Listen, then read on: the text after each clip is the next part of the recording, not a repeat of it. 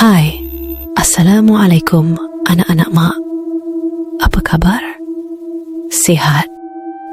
Baiklah, seperti yang korang nampak, mak sekarang berada di hospital. So mak tak dapat menemani malam korang malam ni sayang. Tapi jangan risau, mak dah wasiatkan tugas mak malam ni pada Nek Senah untuk bercerita. Nek, tolong jaga anak-anak Leha elok-elok ya. Anak mak jangan nakal ya, nanti mak balik. I love you. Bye. Assalamualaikum. Terima kasih Leha. Pasal anak-anak kau ni, janganlah dikhawatirkan, pandailah nenek jaga. Kau tu jangan lupa makan ubat. Kalau tak jalan juga, nanti Nek bawa jumpa bidan Milah tu ha. Okeylah. Hai. Assalamualaikum cucu-cucu nenek. Perkenalkan nama nenek, Nek Senah. Orang kampung panggil. Nek, pandang kamera. Apa? Pandang kamera, Nek. Kat sini. Apa? Oh ya ke? Sorry, jap. Dah betul dah. Okey dah. Okey, sambung balik. Perkenalkan nama nenek, Nek Senah. Tapi orang kampung panggil Senah Tonggas. Sebab walaupun nenek dah berumur 90 tahun, tapi nenek masih larat angkat tonggas. Memandangkan korang semua anak-anak Leha, maksudnya korang ni cicit Nek lah kan? Sebab Leha tu merangkap cucu Nek. Tapi nak panggil cicit tu macam terasa tua pula Nek ni. Panggil cucu je lah ya. Lagipun Leha tu bayar-bayar korang je. Tapi malam ni nenek bukan nak cerita kisah seram tau. Cerita-cerita hantu ni biarlah Mak Leha korang yang cerita ya. Malam ni Nek nak cerita pasal kisah legenda cerita rakyat. Alah, cerita orang dulu-dulu. Okeylah cu, tanpa kita membuang masa, mari kita kembali ke masa lampau. Tapi sebelum tu, bak kata Mak Leha korang, apa? Buka hak tingkap. Pas tu ambil selimut, kebas-kebas tempat tidur tu. Let kengkang. Apa ke namanya tu? Let mikam ke apa tu?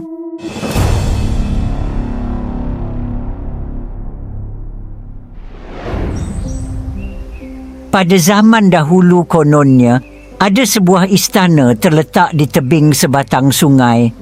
Raja di istana tu ada 7 orang puteri. Tapi antara semua puteri dia tu, baginda raja paling sayang kat puteri bongsu. Biasalah anak bongsu kan. Tapi di tebing sebelah istana pula ada sebuah pondok buruk. Tinggallah seorang wanita miskin pertengahan usia, dalam umur 50-an gitulah. Dia ni bekerja sebagai petani. Apa yang dia tanam, itulah yang dia makan. Hiduplah dia sorang-sorang kat situ kesunyian. Laki tak ada, anak apatah lagi. Dia sangat menginginkan seorang anak. Dia fikir, tak apalah tak berlaki pun, dapat anak seorang pun jadilah. Pas tu nak dijadikan cerita, pada suatu hari lepas penat berkebun, dia minumlah air dari sebuah tempurung kelapa sebab nak hilangkan dahaga. Pas tu tak semena-mena perut dia kembung. Rupanya, boom! Dia mengandung. Beberapa bulan lepas tu, lahirlah anak dari dalam perut dia tu. Keluar je baby tu. Alangkah terkejutnya dia bila tengok anak dia tu seekor beruk. Tapi dia pasrah je. Dia yang nak sangat anak kan. Tak apalah, dia kata.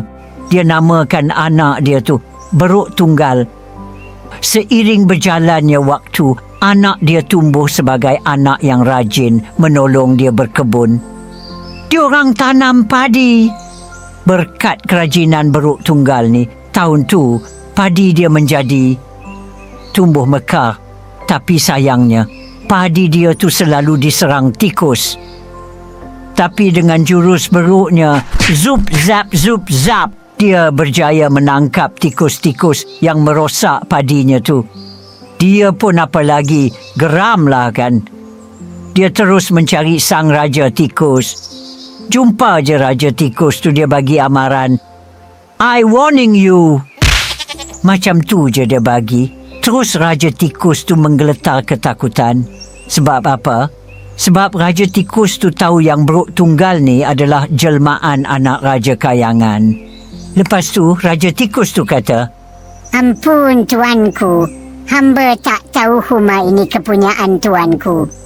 tapi dengan perasaan marah, Beruk Tunggal tu kata, Sekarang padi aku dah habis. Apa tindakan kamu? Hamba akan suruh rakyat hamba mengumpulkan butir emas. kata Raja Tikus tu pula. Baiklah, aku terima pemberian itu. Kata Beruk Tunggal tanda bersetuju.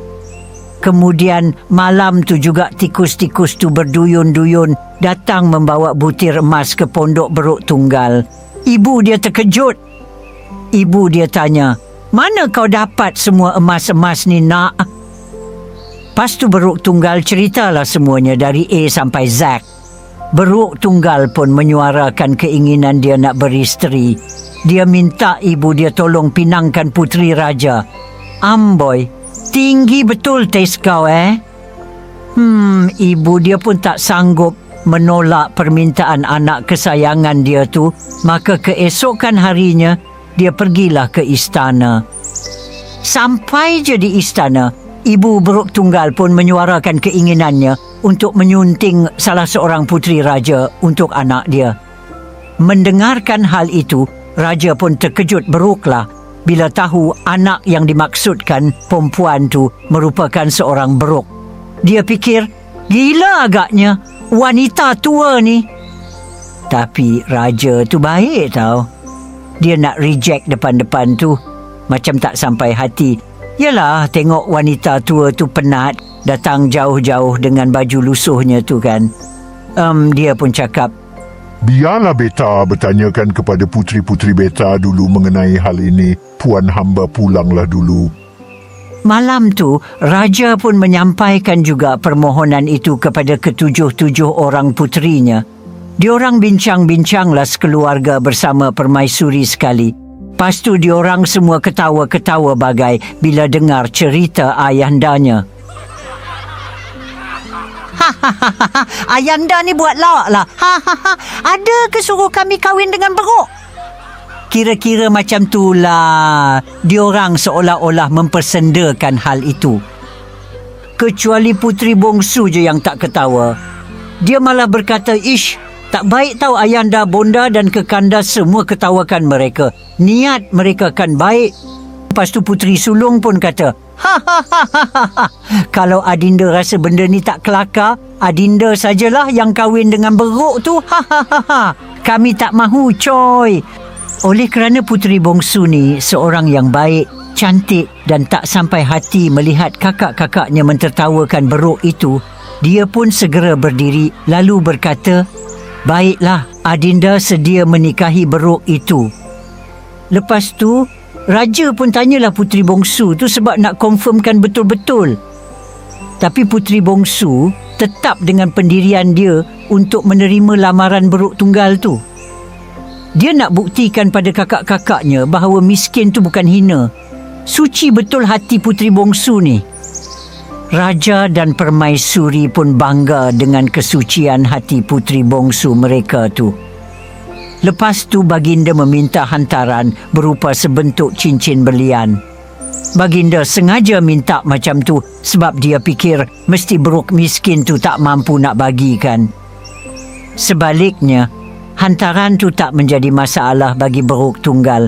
Malam tu juga, Beruk Tunggal memohon pada ayahandanya di Kayangan, iaitu Raja Wukong. Malam tu juga Raja Wukong hantar cincin berlian tu pada anaknya. Bukan sebentuk je, malah secupak cincin berlian terus dia bagi. Ibu Beruk Tunggal pun mempersembahkan cincin berlian yang secupak itu ke istana. Dia meminta baginda raja untuk memilih sebentuk cincin yang sesuai dengan jari anaknya. Raja tak dapat mengelak. Puteri bongsu pun dikahwinkan dengan Beruk Tunggal. Aduh, sakit lutut nenek berdiri lama-lama. Bagi nenek duduk jap ya cu.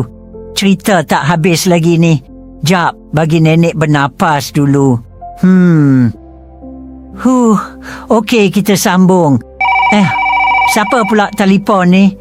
Kejap ya. Hello, Assalamualaikum. Senah tonggas di sini. Boleh saya bantu? Nak order tonggas ke? Waalaikumsalam, Nek. Ni Leha lah. Oh, kau Leha. Nenek ingat siapa tadi? Kenapa Leha? Saja call. Rindu Nenek. Nek tengah buat apa tu? Alololo, kesian cucu nenek ya. Tak ada buat apa. Nenek tengah bercerita dekat anak-anak engkau ni, ha? Oh, ya ke?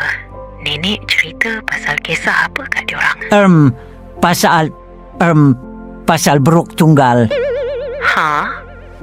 Pasal beruk? Ya Allah, Nek. Leha ingat nenek cerita pasal kisah seram. Ihi, tapi diorang okey je dengar cerita nenek.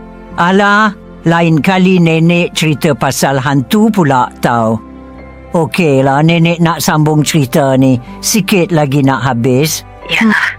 Jangan lupa kirim salam Leha kat anak-anak Leha ya, Nek. Cakap Leha rindu sangat kat diorang. Yalah, esok nenek datang bawakan sup ketam untuk kau. Okey, Nek. Assalamualaikum. Okey, waalaikumsalam.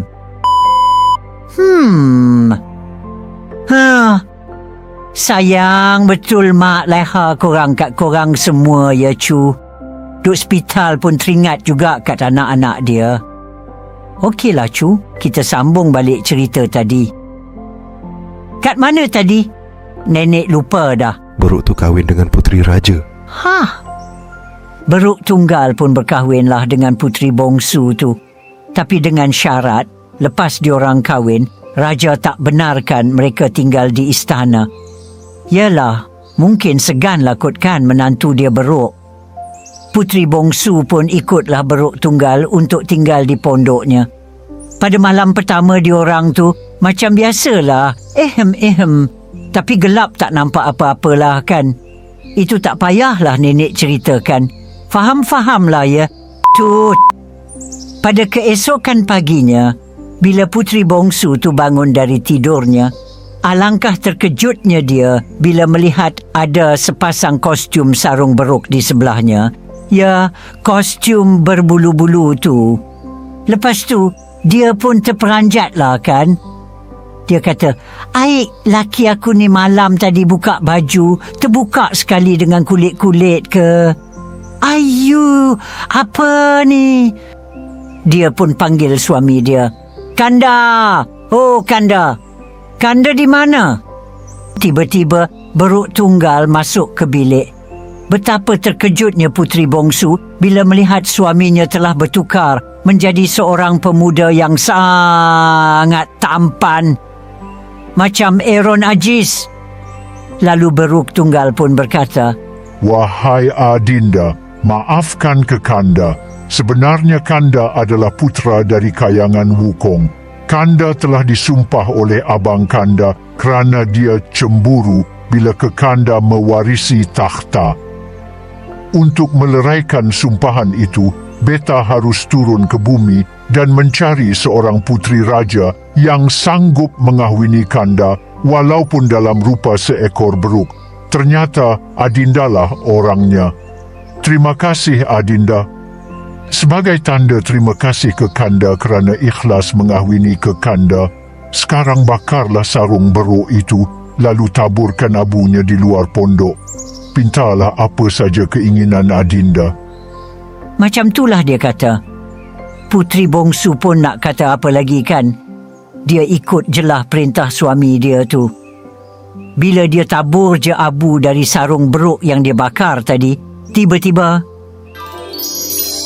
pondoknya yang buruk bertukar jadi sebuah istana yang besar, lengkap dengan taman yang indah, siap dengan swimming pool. Mereka pun hidup bahagia selamanya. Begitulah cerita beruk tunggal. Apa pengajaran yang cucu-cucu dapat dari cerita ni? Ya, pandai. Janganlah memandang rendah pada orang lain. Maaflah sekiranya malam ni tak ada cerita seram. Tunggu Mak Leha korang balik ya.